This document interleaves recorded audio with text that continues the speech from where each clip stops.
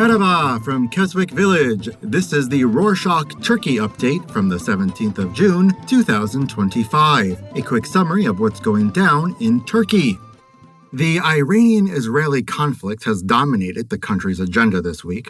Opposition leaders expressed fear that regional violence could soon hit closer to home. The leader of the government ally, the Great Unity Party, shared the same concern, saying Israel used Iran's nuclear program to justify the attacks. He warned that Turkey could be next because it is also developing nuclear facilities. He added that the country is speeding up its nuclear and defense projects to stay ready amid rising regional tensions. These comments followed a wave of social media posts speculating that crowds of Iranians were massing at the Turkish-Iranian border. However, the Disinformation Monitoring Center denied these allegations, saying the footage circulating wasn't from the Iranian border and wasn't new. Speaking of the Iranian-Israeli conflict, on Tuesday the 17th, Alparslan Bayraktar, Turkey's energy and natural resources minister, said the conflict hasn't disrupted the country's oil or natural gas supplies. He reminded that Turkey stopped importing Iranian oil in 2019, though it still buys Iranian gas.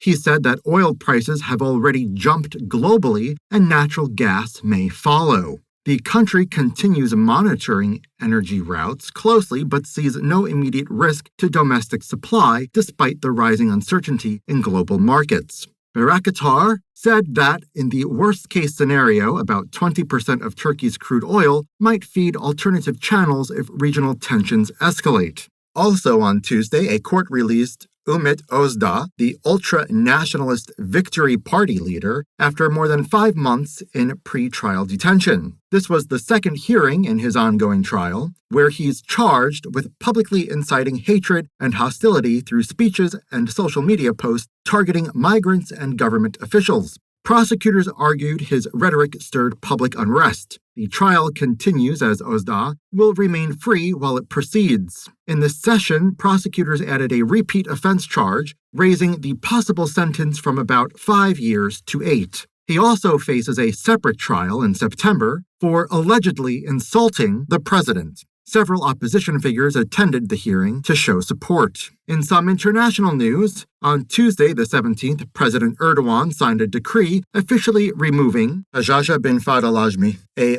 Kuwaiti cleric who had been allegedly financing armed groups in Syria from Turkey's asset freeze list. His removal followed a United Nations Security Council decision to delist him under counterterrorism sanctions. The original freeze had been in place since 2013 and blocked any financial or commercial activity involving his assets in Turkey. The UN regularly reviews sanctions listings, and removal usually signals a lack of current evidence or changed circumstances. On Sunday, the 15th, Father's Day took center stage as Özgür Özel, the leader of the Republican People's Party, or CHP, honored fathers across the country. Özel paid special tribute to his late father, a retired teacher, and Ferdi Zarek, the late CHP mayor of Manisa. He also visited Altan Omen, a former party leader, in the hospital and called other former leaders, including Kemal Kılıçdaroğlu, to send his wishes. He also acknowledged Ekrem İmamoğlu, the party's presidential candidate and mayor of Istanbul, who is separated from his children while facing corruption charges in prison. Özel expressed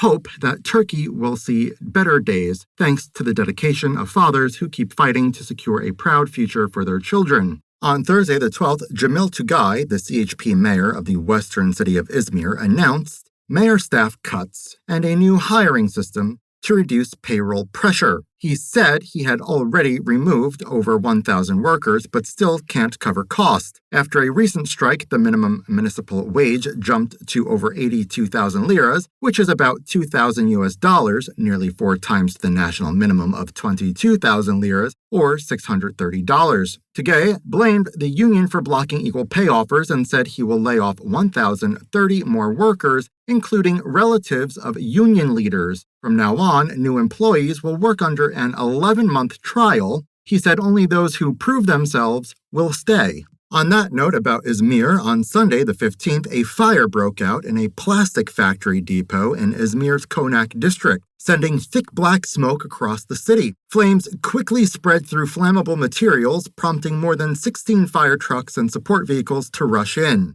Smoke reached an adjacent private hospital, leading authorities to evacuate patients as a precaution and treat critical cases in nearby tents.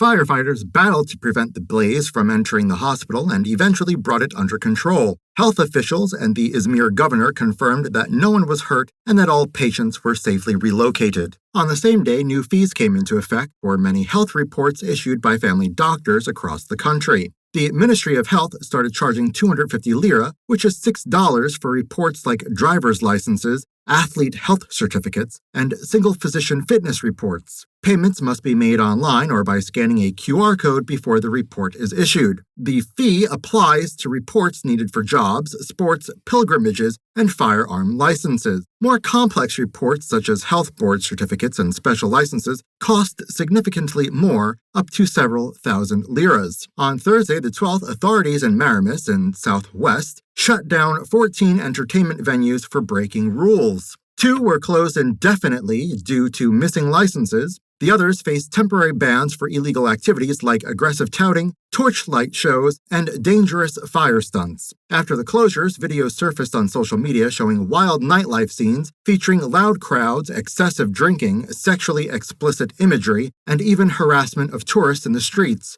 Many said these scenes harmed Marmaris's family-friendly and relaxed reputation. Officials warned these behaviors damage Marmaris's tourism brand and promised strict enforcement. They pledged zero tolerance for actions disturbing peace or harming visitors' experience. The following day, President Erdoğan visited Marmaris with his outfit stirring social media. He wore a light brown checkered jacket with dark trousers and shoes as opposed to his usually dark style. The look, reminiscent of his past election season attire, sparked comments online suggesting he had brought back his so-called winning jacket. Turan Şomez, a lawmaker from the opposition party, the Good Party, said the shoes cost 300,000 liras, around $9,000, and were Italian-made. In response, the Disinformation Monitoring Center said the shoes were locally produced and far cheaper than reported. Meanwhile, on Monday the 16th, a report showed that Turkey's cruise tourism reached a significant milestone. From January to May,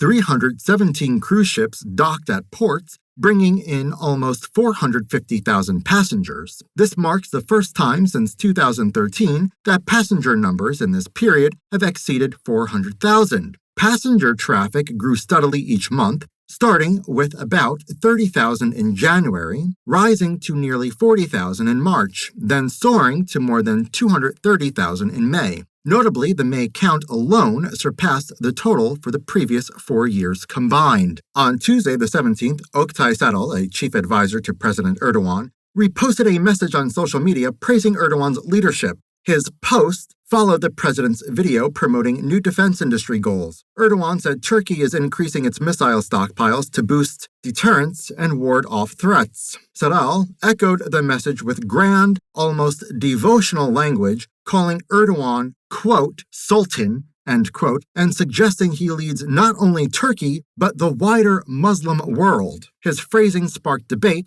as it put into question the use of religious and monarchical language in official political messaging. Finally, on Monday the 16th, the Trade Ministry added a new item to its unsafe products information system list. The update flagged a reed diffuser sold under the English Home brand. Inspectors found that the product posed a risk of burns and injuries. Authorities banned its sale and ordered it to be pulled from the market. English Home, a popular home goods retailer, was cited for failing to include a tactile warning on the product's packaging. Officials said this violated national safety rules for labeling chemical mixtures. And that's it for this week. Thank you for joining us. We're looking for someone to write the Ocean Update. Send us an email, info@rorschach.com, with Ocean Writer position in the subject line if you'd like to join the Rorschach team. The job description is waiting for you in the show notes. Hoşça kalın.